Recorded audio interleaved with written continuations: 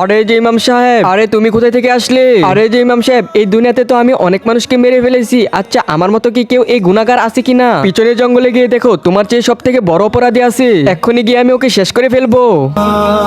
नादान को इस बात का बिल्कुल नहीं पता वो तो इज्जु मन तशा আরে যে ইমাম সাহেব, আমি তো ওকে মেরে ফেলেছি। এখনো কি আমার চেয়ে বড় কোনো অপরাধী আছে? হ্যাঁ হ্যাঁ আছে তো, চলো আমার সাথে ওই কবরস্থানে। फैसला वो तो इज्जु আরে যে ইমাম সাহেব, আমরা তো কবরস্থানে চলে এসেছি। ওই ব্যক্তিটা কোথায়? আরে হ্যাঁ হ্যাঁ, তোমাকে এক্ষুনি আমি দেখাচ্ছি। হে আল্লাহ, তুমি এই অপরাধীকে তুমি এখনই আমাদের সামনে দেখিয়ে দাও।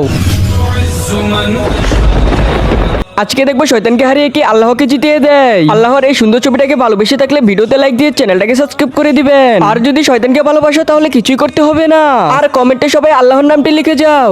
আরে যে ইমাম সাহেব, উনি কি এমন অপরাধ করেছিল যে ওনার এমন শাস্তি হচ্ছে? আরে এই ব্যক্তি তো কেবল দুর্বলদের উপর জুলুম করত। তার যদি বর্তমানে এমন অবস্থা হয় তাহলে তো 100 জন মানুষের আত্মহত্যাকারীর অপরাধ হতে পারে। এমনকি 100 জন মানুষই এরকম শাস্তি পাবে। करने की साजिश फजूल है।